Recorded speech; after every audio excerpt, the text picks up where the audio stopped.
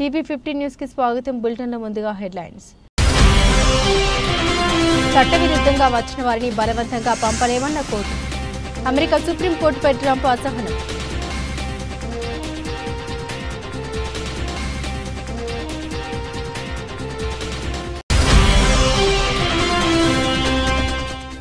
Doha diamond league లో అదరగొట్టిన నీరజ్ చోప్రా. నీరజ్ చోప్రాకు ప్రధాని మోదీ అభినందనలు.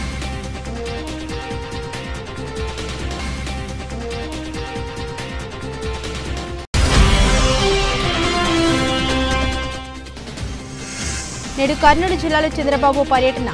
జైరాజ్ స్టీల్ స్వచ్ఛాంధ్ర పార్కుకి శంకుస్థాపన చేయనున్న సీఎం.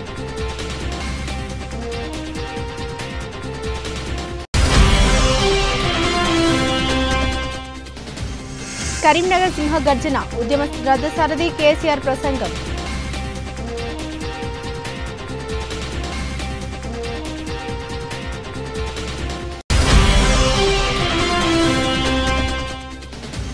కాళేశ్వరంలో మంత్రి తుమ్మల పుష్కర స్నానం. 5 కిలోమీటర్ల మేర నిలిచిన వాహనాలు.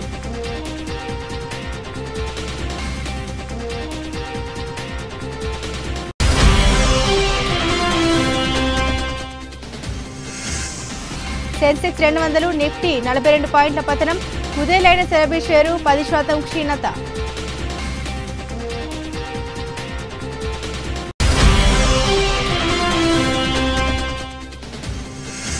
బెంగళూరులో కేకేఆర్ ఆర్సీబీ మ్యాచ్తో రీస్టార్ట్. వర్షం కారణంగా ఆట మొత్తం తుడిచిపెట్టుకుని పోయే ప్రమాదం.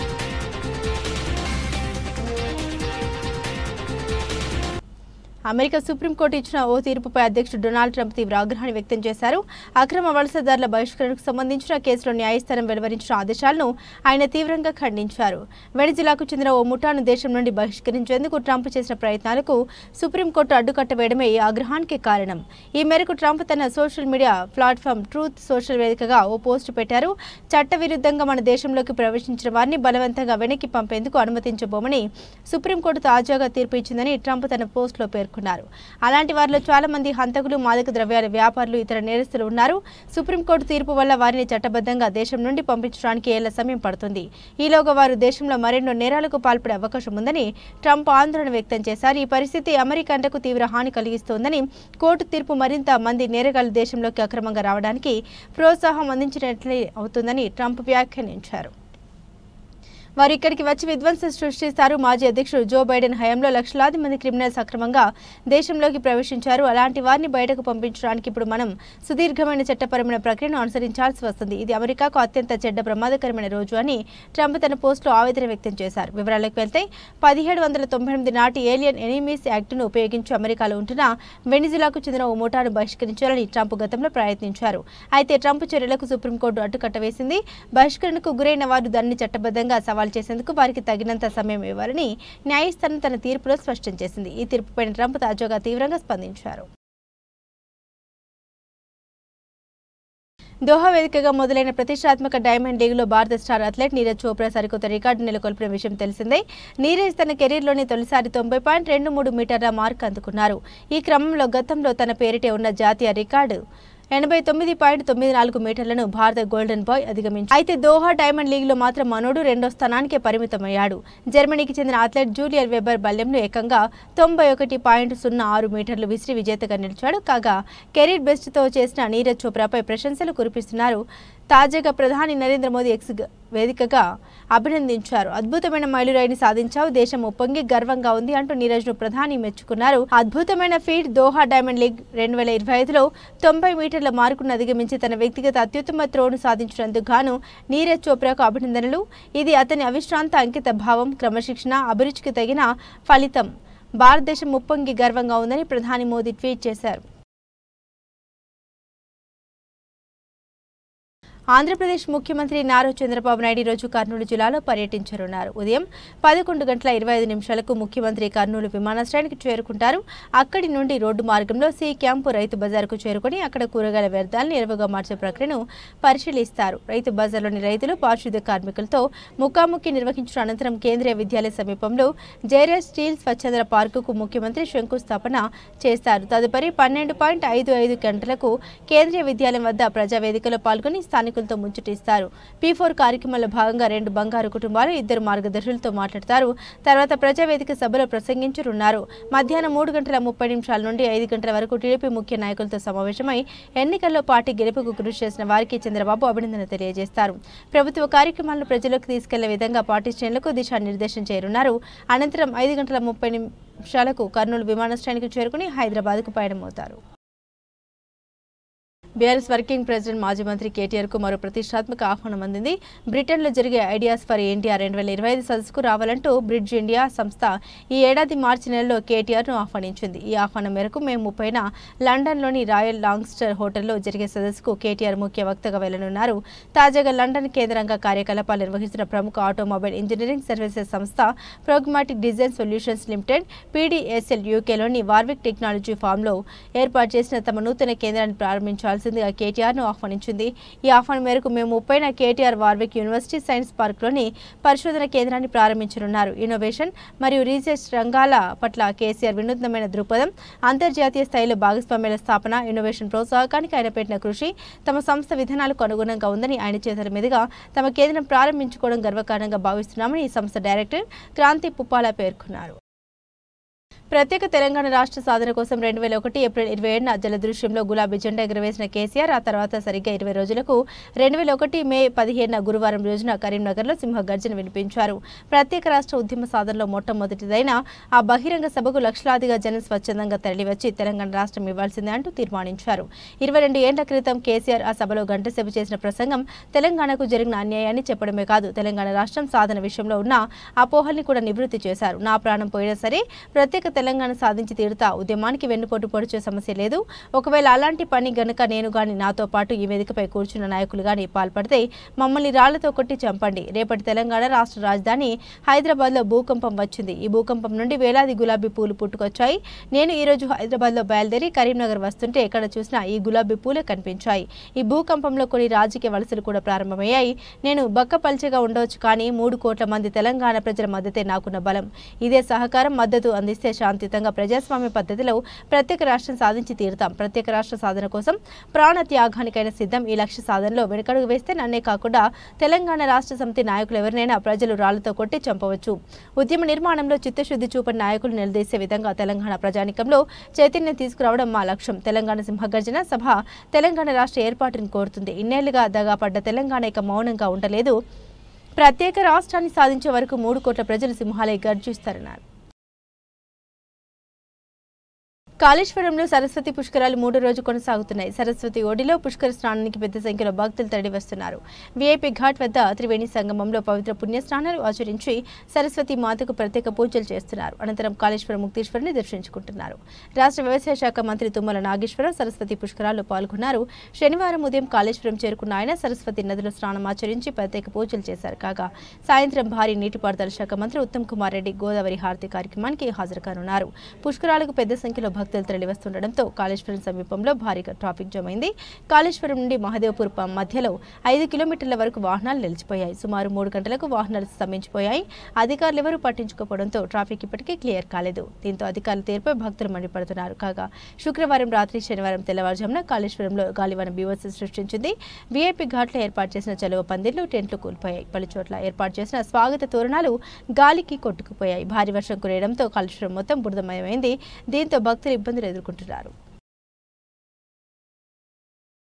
జూబ్లీహిల్స్ నియోజకవర్గంలోని రహమత్ నగర్ బోరబండ డివిజన్లో 18,000 కుటుంబాలకు అర్ధరాత్రి 3 రోజులకు ఒకసారి వచ్చే నీటి సమస్యలకు చెక్ పెడుతూ 5.75 కోట్లతో కేంద్ర మంత్రి కిషన్ రెడ్డి, మేయర్ గద్వాల విజయలక్ష్మితో కలిసి రిజర్వాయర్ను ప్రారంభించుకోవడం జరిగింది. హైదరాబాద్ అభివృద్ధిపై రాజకీయాలకు అతీతంగా తాగునీటి సమస్య పరిష్కారం చేయడానికి ఈ కార్యక్రమాలు చేపడుతున్నాం.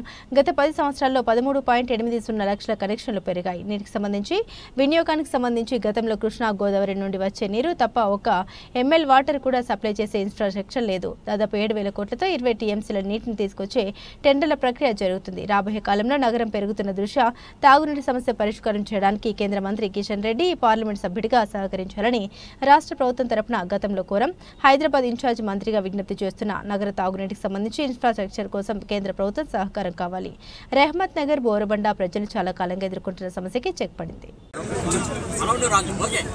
అనేక సంవత్సరాలుగా ఈ రిజర్వాయరు పనులు వేగవంతంగా పూర్తి చేయాలని ఇక్కడ ఉన్నటువంటి స్థానికంగా చుట్టుపక్కల రహమత్ నగర్ కానీ బోడబండ కానీ మిగతా చుట్టుపక్కల కాలనీలకు సంబంధించినటువంటి ప్రజలకు తాగునీటి సౌకర్యం కల్పించాలని అనేక రోజులుగా ఆందోళన చేస్తూ ఉన్నాం. మరి చాలా సంవత్సరాలుగా ఇది ప్రారంభించినప్పటికీ కూడా మరి అనేక ఆందోళన తర్వాత ఈరోజు మరి అది పూర్తయి ప్రజలకు నీరు అందించే విధంగా రిజర్వాయర్ను పూర్తి చేసుకోవడము చాలా సంతోషం. చాలా సంవత్సరాల కళ ఇది. మరి ఈరోజు మనకందరికీ తెలుసు ఈ ప్రాంతము ముఖ్యంగా వెనుకబడిన ప్రాంతం. ఇక్కడ బస్తీలు కాలనీలు ఉన్నప్పటికీ కూడా బస్తీలు మరి నిర్లక్ష్యానికి గురవుతున్నటువంటి విషయం అందరికీ తెలుసు. మరి చాలా సంతోషం ఈరోజు మంచినీటి సమస్య ఈ రిజర్వాయర్ కారణంగా ఇక్కడ ప్రజలకు స్పష్టంగా రావాల్సినటువంటి సమయం కానీ రావాల్సినటువంటి వాటరు కోట కానీ తప్పకుండా వచ్చేటువంటి అవకాశం ఉంటుంది. ఈరోజు హైదరాబాదు ఇంతకుముందు పెద్దలు ప్రభాకర్ గారు చెప్పినట్టు దేశంలోనే అభివృద్ధి చెందుతున్నటువంటి నగరం, చాలా వేగవంతంగా ముందుకెళ్తున్నటువంటి నగరం. అన్ని రకాలుగా ఈరోజు హైదరాబాద్ నగరము అన్ని రంగాలలో ముందుకెళ్తా ఉంది. ఇక్కడ ఆల్మోస్ట్ తెలంగాణలో 33% పాపులేషన్ హైదరాబాద్లో ఉంది. కేంద్ర మంత్రి కిషన్ రెడ్డి గారి చేతుల మీదుగా మేయర్ గారి చేతుల మీదుగా ఈ యొక్క నీటి సరఫరా ప్రారంభోత్సవం చేసుకున్నాం. వాస్తవంగా హైదరాబాద్ ఈ రాష్ట్ర రాజధాని. హైదరాబాద్కు సంబంధించిన అభివృద్ధికి సంబంధించి రాజకీయాలకు అతీతంగా ఇక్కడ అన్ని జిల్లాల నుంచి వస్తారు కాబట్టి అందరూ కూడా ఈ హైదరాబాద్ ప్రజల యొక్క ముఖ్యమైన త్రాగునీటి సమస్యకు సంబంధించి బాధ్యతగా అందరం మనం కార్యక్రమం తీసుకుంటూ ఉన్నాం. అయితే గతంలో 8 లక్షల కనెక్షన్లు ఉంటే ఇప్పుడు ఈ 10 సంవత్సరాలు 11 సంవత్సరాల్లో 13,80,000 కనెక్షన్లు పెరిగినాయి. కానీ నీటికి సంబంధించిన వినియోగానికి సంబంధించి గతంలో కృష్ణా గోదావరి నుంచి వచ్చేటువంటి నీళ్లు తప్ప ఒక్క MLD వాటర్ కూడా మనం ఇక్కడికి సరఫరా చేసుకునేటువంటి ఇన్ఫ్రాస్ట్రక్చర్ క్రియేట్ చేసుకోలేకపోయినాం. ఇప్పుడు మళ్ళొక్కసారి దాదాపు 7,000 కోట్లతోటి 20 TMCని తీసుకొచ్చే ప్రణాళిక టెండర్ల ప్రక్రియలో ఉంది. దాంతోపాటుగా రాబోయే కాలంలో ఎందుకంటే నగరం పెరుగుతూ ఉంది, దాని ప్రకారంగా త్రాగునీటికి సంబంధించినటువంటి సమస్యలు పరిష్కరించాలి. కాబట్టి ఈరోజు పెద్దలు కిషన్ రెడ్డి గారు కేంద్ర మంత్రిగా ఈ ప్రాంత పార్లమెంటు సభ్యుడిగా వరంగల్ శివనగర్ తమ్మెర పోతన భవన్లో వరంగల్ జిల్లా ఆల్ ట్రేడ్ యూనియన్స్ ఆధ్వర్యంలో విలేకరుల సమావేశం నిర్వహించడం జరిగింది. ఈ విలేకరుల సమావేశంలో ఏఐటీయూసీ జిల్లా కార్యదర్శి గన్నారపు రమేష్, సిఐటియు జిల్లా కార్యదర్శి ముక్కెర రామస్వామి, ఐఎఫ్టియు జిల్లా అధ్యక్షుడు గంగుల దయాకర్, ఐఎన్టీయూసీ జిల్లా కార్యదర్శి పాషం రవి, బీఆర్టీయు జిల్లా నాయకుడు యాకూబ్, ఏఐసీసీటీయు జిల్లా కార్యదర్శి అక్కెనపల్లి యాదగిరి ముఖ్య అతిథిగా పాల్గొని మాట్లాడారు. మే 20వ తారీఖున జరగవలసిన దేశవ్యాప్త సార్వత్రిక సమ్మెను కేంద్ర కార్మిక సంఘాల పిలుపు మేరకు ప్రత్యేక పరిస్థితులకు అనుగుణంగా 2025 జూలై 9కి తాత్కాలికంగా వాయిదా వేయడం జరిగిందన్నారు. వరంగల్ జిల్లాలో వివిధ రంగాల్లో పెద్ద ఎత్తున ప్రచారం నిర్వహించి సమ్మె నోటీసులు ఇచ్చి 13 మండలాల్లో విస్తారంగా కార్మికుల్లోకి మే 20న సార్వత్రిక సమ్మె గురించి ప్రచారం చేయడం జరిగింది. ఈ సమ్మె వాయిదాను కార్మికులందరూ అన్యథా భావించకుండా ఇంకా ఎక్కువ కష్టతో చట్టాలను రక్షించుకోవడం కోసం పనిచేయాలని 2025 జూలై 9న సమ్మెను విజయవంతం చేయాలని కార్మికులకు పిలుపునిచ్చారు. ఈ విలేకరుల సమావేశంలో సిఐటియు జిల్లా అధ్యక్షులు ఎం సాగర్, ఏఐటీయూసీ జిల్లా అధ్యక్షుడు చిన్నకేశవులు అధ్యక్షత వహించారు. ఎలగంటి రాజేందర్, ఏఐటియు జిల్లా కార్యదర్శి, ఏఎఫ్టియు జిల్లా నాయకుడు ఐలయ్య, యాకోబ్ తదితరులు పాల్గొన్నారు. ఉద్దేశము ఏంటంటే దేశవ్యాప్తంగా మే 20వ తేదీన జరుగుతున్నటువంటి సార్వత్రిక సమ్మె ఏదైతే ఉందో అది వాయిదా పడడం జరిగింది. ఆ సమ్మె జూలై 9వ తేదీన మళ్ళీ నిర్వహించాలని చెప్పేసి జాతీయ కార్మిక సంఘాలు పిలుపులో భాగంగా ఈ సమ్మెను తాత్కాలికంగా వాయిదా జరుగుతూ ఉంది. ఈ యొక్క దేశవ్యాప్త సార్వత్రిక సమ్మె వరంగల్ జిల్లాలో ఇప్పటి వరకు దఫల వారీగా కార్యక్రమాలు చేయడం జరిగింది. నర్సంపేటలో ఒక కార్యక్రమం సదస్సు పెట్టడం జరిగింది. వర్ధనపేటలో సదస్సు పెట్టడం జరిగింది. అన్ని కార్మిక సంఘాలకు సంబంధించినటువంటి అన్ని సెక్టార్లలో సమ్మె ప్రభావాన్ని ఉధృతము ఆల్ ట్రేడ్ యూనియన్ నాయకత్వము చేయడం జరిగింది. ఈ యొక్క సమ్మె పహల్గామలో జరిగినటువంటి మే 9వ తేదీన జరిగినటువంటి ఉగ్రవాదుల దాడి ఏదైతే ఉందో దానికి ఈ ప్రధానమంత్రి నరేంద్ర మోడీ దానికి పూర్తి బాధ్యత వహించాలని చెప్పి 8 గంటల 10 దినాలను తీసేసి 12 గంటల పనిదినాలు తీసుకురావని చెప్పేసి ఈ బీజేపీ ప్రభుత్వం చూస్తూ ఉన్నది. ఈ నరేంద్ర మోడీ ఇప్పటికైనా కళ్ళు తెరిచి ఈ కార్మికుల పట్ల ఉన్నటువంటి ఈ చట్టాలను మొత్తం 4 చట్టాలు ఏవైతే ఉన్నాయో వాటిని వెనక్కి తీసుకోవాలని చెప్పేసి కానీ లేని పక్షంలో భారతదేశంలో ఉన్నటువంటి కార్మిక వర్గాన్ని మొత్తము ఏకదాటిగా తీసుకొచ్చేసి పెద్ద ఎత్తున ఆందోళన కార్యక్రమాలు ఉధృతమైన పోరాటాలు చేస్తామని చెప్పేసి అనేది ఈ పోరాటాలకు పూర్తి బాధ్యత బీజేపీ ప్రభుత్వమే నరేంద్ర మోడీ వహించేయాలని చెప్పేసి అనేది మేము ఈ బీజేపీ ప్రభుత్వానికి కార్మిక వర్గం పక్షాన మేము డిమాండ్ చేస్తూ ఉన్నాం. నా పేరు గన్నార రమేష్, ఏఐటీసీ వరంగల్ జిల్లా ప్రధాన కార్యదర్శి. వడ్లను కొనుగోలు చేయాలని ఆవేదన వ్యక్తం చేస్తున్న మహిళ రైతు కొనుగోలు కేంద్రాలకు తీసుకొచ్చిన ధాన్యాన్ని 45 రోజులైనా కొనడం లేదని మహిళా రైతు ఆవేదన. వివరాల్లోకి వెళ్తే మహబూబాబాద్ జిల్లా నరసింహులపేట మండల కొనుగోలు కేంద్రంలో సకాలంలో తూకం వేయకపోవడంతో అకాల వర్షం కురవడంతో తడిసి ముద్దైన ధాన్యం లంచం ఇవ్వడం లేదని తన వడ్లు కొనడం లేదని ఆరోపిస్తున్న మహిళ భర్త లేకపోయినా కష్టపడి పండించారని తనని ఆదుకోవాలని వేడుకుంటున్న మహిళ. మాది లలితండ గుగులోతు మల్లమ్మ. 5 కేబీలు ముంగు ముడుగు 5 కేబీల ఒడ్లు పోసిన నేను 15 డబ్బాల ఒడ్లు నాది పోసింది. జల్లడ పట్టించిన అందరితోని కూలోళ్ళకు పెట్టి జల్లడ పట్టించి ఇక నేను కాంట పెట్టు అంటే ఇక చెప్పంగా కాంట పెట్టించినారు. 1వ తారీఖు నాడు 1వ తారీఖు నాడు కాంట పెట్టించి ఇక ఎనుకోవన్నది బస్తాలు మొత్తం వేస్తుంది. ఏంది శోభ, ఏంది ఉమా, మరి నా ఒడ్లు ఎన్ని రోజులు ఉంటారో బిడ్డ మీరు? నేను ఒక లేడీస్ను, నాకు మొగ దగ్గర లేనిది నేను గింత ముంగుమడుగు లాల్టాండా నుంచి నేను ముంగుమడుగుకు నేను నడిచి రావాలంటే ఎన్ని రోజులు రావాలా బిడ్డ? నేను దండం పెడతారా? నా బిడ్డలు ఉన్నారు, నేను ఒక ఆడదానికి ఇక ఆలోచన చేసి నా బస్తాలు కాసు రారికి ఎప్పిరారా బిడ్డ అని అన్నా. ఇప్పుడు ఎప్పిస్తా అప్పుడు ఎప్పిస్తా అని అన్నారు. అయితే ఇందలే మా మరిది బాబురాకు నాకు ఆయన ఏం చేసిండు, నీ ఓట్లు నా ఓట్లు కలవవద్దా అని ఆయన వచ్చి బండ బూతులు నాకు ఇంటికాడ వచ్చి తిట్టిండు. కానరాని కూతులు చావాలని అనిపించింది. ఎస్ఐ దగ్గర పోయినా ఎస్ఐ ఏమన్నాడు, ఎందుకమ్మా నీవు చచ్చేది? నేను ఆయనకు పిలిపిస్తా, నేను న్యాయం చేస్తా, నీ ఒంటరి మహిళ నువ్వు ఎందుకు చేస్తావు నువ్వు? ఎస్ఐ ఆయనకు నాతో గొడవ పెట్టుకున్నారని నా మరిదికి పిలిచిండు. పిలిచి ఎస్ఐ ఏంది ఒంటరి మహిళలకు ఇట్లా తిట్టేస్తాం, అంత అవసరమా నీకు? ఎందుకు తిట్టినావు? నీ ఓడ్లు ఏదైనా అంటే ఆయికబులు చూసుకుంటారు. ఆమెకు ఇంటి మీద పోయి కొట్టేది తిట్టేది నీది ఎక్కడదని ఎస్ఐ ఆయన తప్పైందంట. అమ్మ తప్పని అన్నాడు.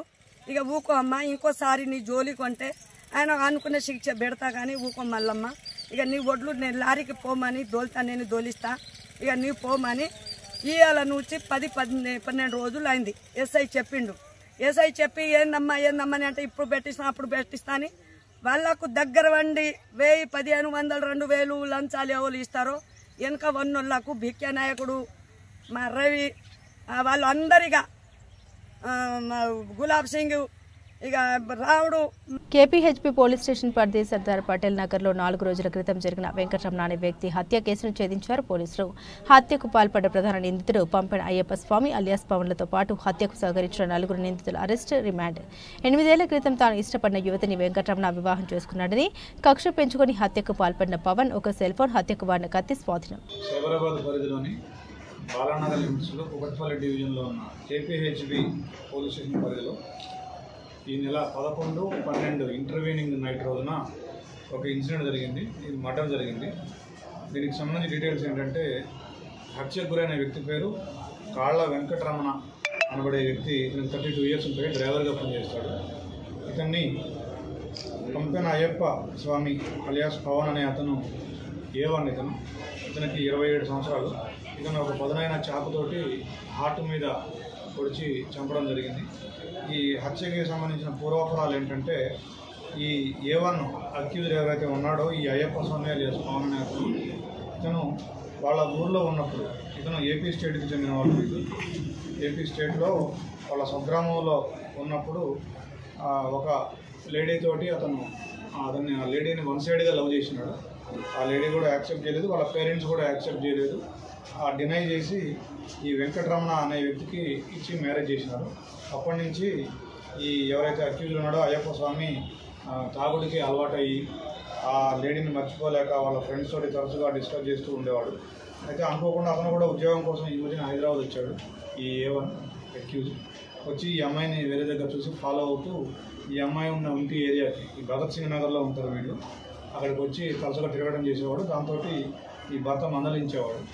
దాంతో ఆ భర్త మీద కోపం పెంచుకొని ఇన్సిడెంట్ జరిగిన రోజున 11th అంటే ఆదివారం రోజు నైట్ 11 o'clock ఆ టైంకి వాళ్ళ ఇంటి దగ్గరికి వచ్చి తచ్చాడుతూ ఉంటే అతను మళ్ళీ మందలించినాడు. అయితే ఇతను ఆ రోజు సర్దార్ పటేల్ నగర్కి వచ్చినాడు. ఎవరైతే డిసీజ్డ్ ఉన్నాడో అతను వాళ్ళ వైఫ్ లేదు, ఊరికి వెళ్ళింది. వాళ్ళ వైఫ్ సిస్టర్ వాళ్ళ భర్త ఉంటే ఆయన కూడా ఒక్కడే ఉంటే వీళ్ళిద్దరు వచ్చి అక్కడికి డిన్నర్ చేయడం కోసం వచ్చినాడు. వచ్చినప్పుడు అక్కడికి కూడా వచ్చినాడు ఇతను అక్యూజ్ సర్దార్ పటేల్ నగర్ కూడా వచ్చి అక్కడ కూడా అతనితో గొడవ పెట్టుకున్నాడు. ఆ గొడవ పెట్టుకునే క్రమంలో ఇతను తిట్టగా ఈ వెంకటరమణ తిరిగి మళ్ళీ వెళ్ళిపోయి మళ్ళీ ఒక 4 వ్యక్తులను తీసుకొని వచ్చి వాళ్ళందరూ ఫ్రెండ్సే, అందులో ఒక 2 స్టూడెంట్స్ కూడా ఉన్నారు.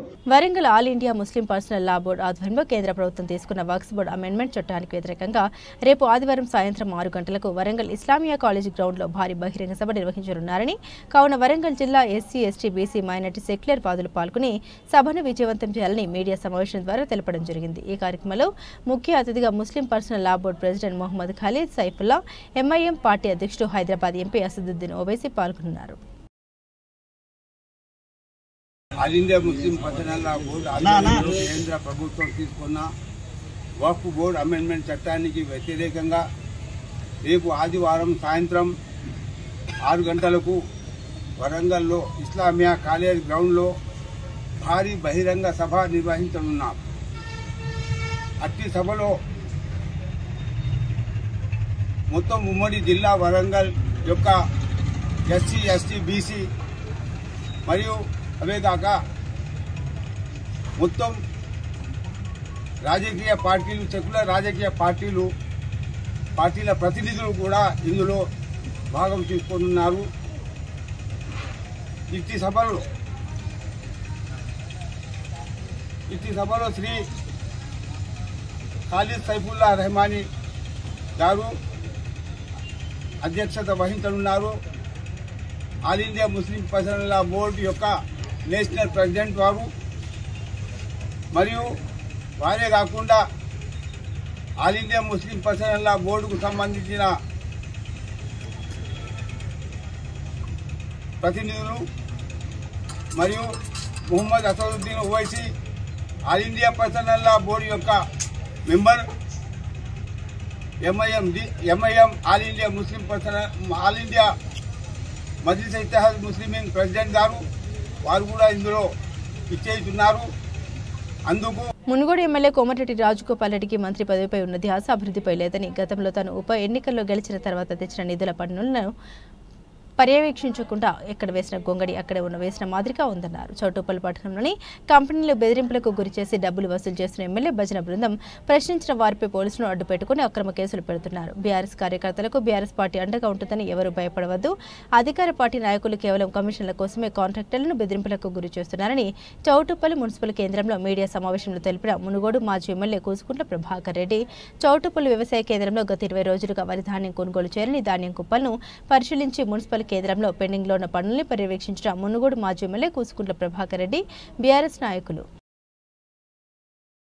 18 నెలలు అవుతా ఉంది నువ్వు అధికారంలోకి వచ్చి ఎమ్మెల్యేగా గెలిచి, కనీసం ఈ 22 కోట్ల రూపాయల నిధులు ఖర్చు పెట్టి ఆ పనుల మీద పర్యవేక్షణ చేస్తే ఈ చౌటుప్పల్లో నీళ్ల సమస్య ఉండేదా?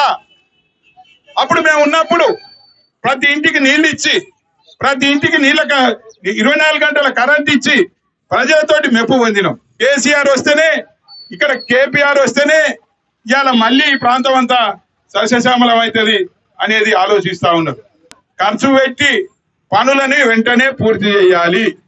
అదే విధంగా వడ్లను వెంటనే కొనుగోలు చేసి పేమెంట్ చేయాలి. ఈ రోడ్ ఏదైతుందో వెంటనే పూర్తి చేసి ఈ షాపు యజమానులు గాని, చౌటుప్పల్ యజమానులకు గాని అందరికి కూడా న్యాయం జరిగే విధంగా చేయాలి. రేషన్ కార్డులలో వాళ్ళకి కొడుతోలకే, వాళ్ళకి భజన చేస్తోలకే, వాళ్ళకు మేమేలు సమర్పించిన వాళ్ళకే రేషన్ కార్డులు శాంక్షన్ చేస్తా ఉన్నారు. ఎంతో మంది చెప్తా ఉన్నారు. ఇండ్ల విషయం కూడా అదేనట. వాళ్ళ పేర్ల పచ్చి దరిద్రులు కూడా ఇల్లు ఇస్తలేరు, రేషన్ కార్డు ఇస్తలేరు. వాళ్ళకు భజన చేసిన వాళ్ళకే ఇస్తా ఉన్నారు. కాంగ్రెస్ జెండా వాడికి ఇస్తారట, లేకపోతే లేదట. ఇవాళ పోలీస్ స్టేషన్లు కానివ్వండి, ఎంఆర్ఓ ఆఫీసులు కానివ్వండి, అదేవిధంగా ప్రభుత్వ ఆఫీసులు కానివ్వండి, కాంగ్రెస్ కార్యాలయాలుగా మారినాయి. ఇవాళ ఇక్కడ ఉన్న పోలీస్ వ్యవస్థను చూస్తే ఆశ్చర్యం అనిపిస్తా ఉంది. ఇక్కడ ఎమ్మెల్యేకు గులాంగిరి చేస్తా ఉన్నారో, లేకపోతే దాసోహం చేస్తా ఉన్నారో, లేకపోతే ఆయన జీతం ఇస్తున్నట్టు ఒక చెప్రాసిలాగా పనిచేస్తా ఉన్నారు అనేది ఈ సందర్భంగా తెలియదు అర్థమవుతుంది. ఎందుకంటే ఒక మాజీ ఎమ్మెల్యేగా మొన్న ఏసీపీకి 5 సార్లు ఫోన్ చేసినా 6 సార్లు ఫోన్ చేసినా ఫోన్ కూడా లిఫ్ట్ చేయని పరిస్థితి. అంటే అధికారుల మీద వీళ్ళు ఎంత జులుం చెలాయిస్తున్నారు అనేది అర్థమైతా ఉన్నది. ఇలా అధికారులు మేము ఇచ్చిన ప్రతి పైసా తోటే మేము కట్టిన ప్రతి రూపాయితో. దేశీయ స్టాక్ మార్కెట్ల వరుస ర్యాలీకి బ్రేకులు పడ్డాయి. ఐటీ షేర్లలో ప్రాఫిట్ బుకింగ్ జరగడంతో పాటు బ్లూచిప్ సంస్థల పేర్లు నష్టాల్లోకి జారుకోవడం సూచీల పతనానికి ఆజ్యం పోసాయి. వారాంతం ట్రేడింగ్ ముగిసేసరికి 30 షేర్ల ఇండెక్స్ సూచీ సెన్సెక్స్ 200.15 పాయింట్లు కోల్పోయి 82,330.59 వద్ద ముగిసింది. ఇంట్రాడేలో 400 పాయింట్ల వరకు నష్టపోయిన సూచీకి చివరిలో ముదుపరులు కొనుగోళ్లకు మొగ్గు చూపడం భారీ నష్టాల్ని తగ్గించుకోగలిగింది.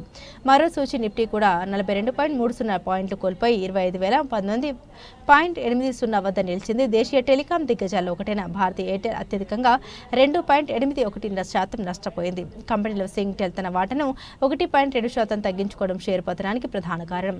దీంతో పాటు HCL Tech, SBI, Infosys Tech Mahindra, TCS, Bajaj Finserv, Larsen and Toubro, Mahindra and Mahindra, Titan షేర్లు నష్టపోయాయి. కానీ HUL, Asian Paints, ITC, Tata Motors, NTPC షేర్లు లాభాలు ముగిశాయి. సూచీలు మళ్లీ నష్టాల్లోకి జారుకున్నాయని ఐటీ, బ్యాంకింగ్, మెటల్ రంగ షేర్లు తీవ్ర ఒత్తిడికి గురి కావడం సూచీల పతనానికి కారణమని Mehta equities senior vice president Prashant Tapse తెలిపారు.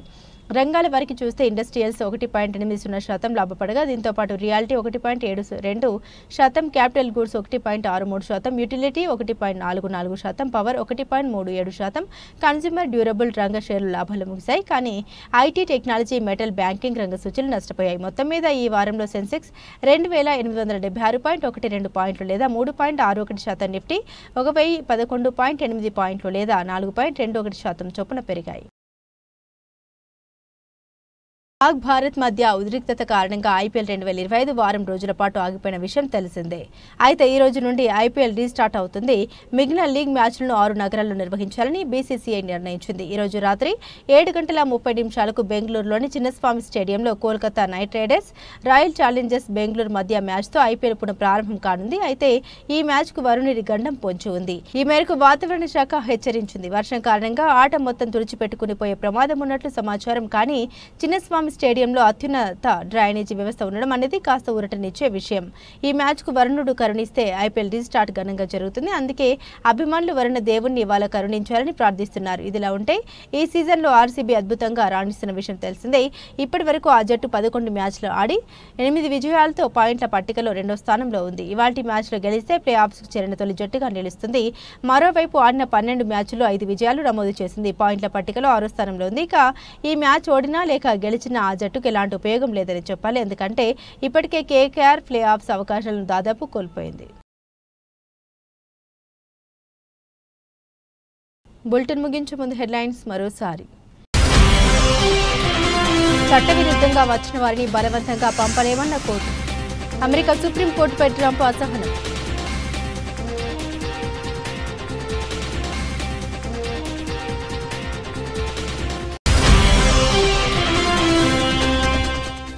దోహా డైమండ్ లీగ్ లో అదరగొట్టిన నీరజ్ చోప్రా. నీరజ్ చోప్రాకు ప్రధాని మోదీ అభినందనలు.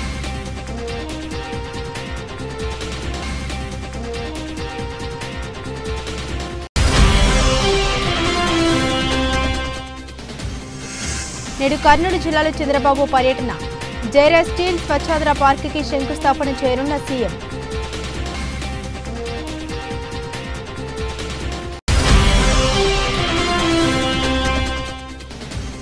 కరీంనగర్ సింహ గర్జన. ఉద్యమ రథసారథి కేసీఆర్ ప్రసంగం.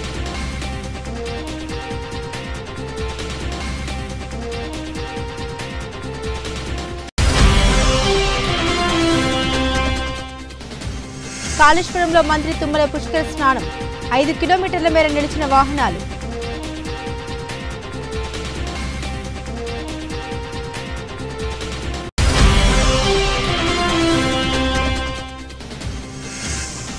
సెన్సెక్స్ 200, నిఫ్టీ 42 పాయింట్ల పతనం.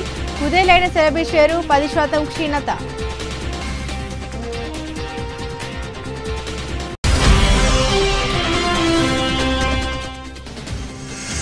బెంగళూరులో కేకేఆర్ ఆర్సీబీ మ్యాచ్తో రీస్టార్ట్. వర్షం కారణంగా ఆట మొత్తం తుడిచిపెట్టుకుని పోయే ప్రమాదం.